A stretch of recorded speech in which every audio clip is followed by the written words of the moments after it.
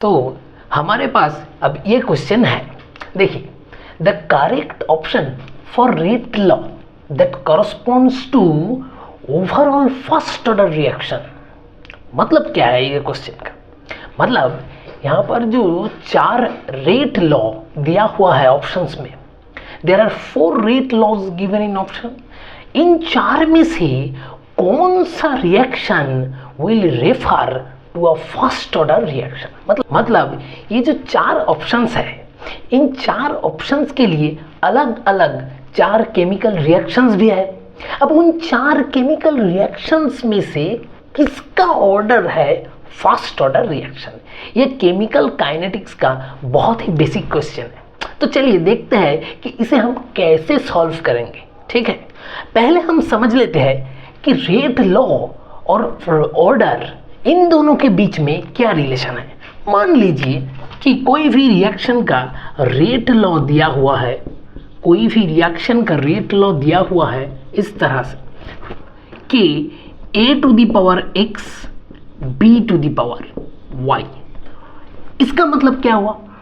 Here we know k is the rate constant, k is our rate constant.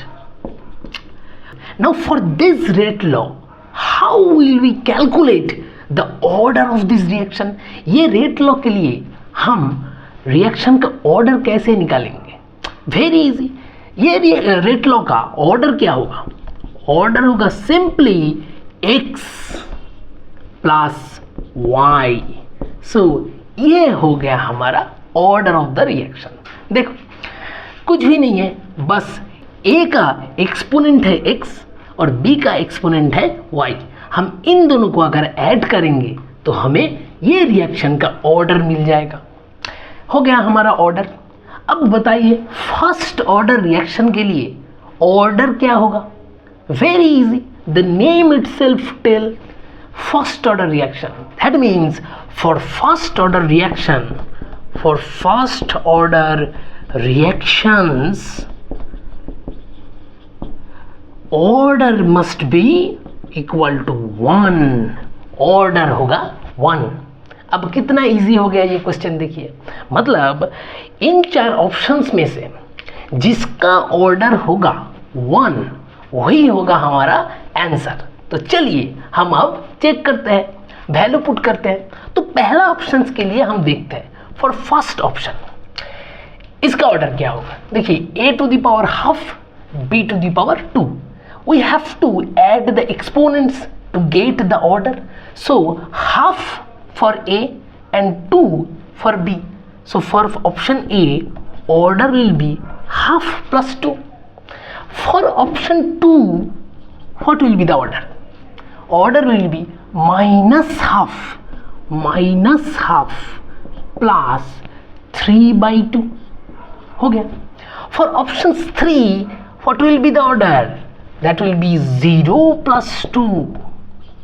And for option 4, the order will be a to the power exponent क्या है? कुछ नहीं है, मतलब यहाँ पर है 1 और b का एक्सपोनेंट भी है 1। So 1 plus 1, that will be the order of fourth option। अब चलिए सिंपली ऐड कर लेते हैं।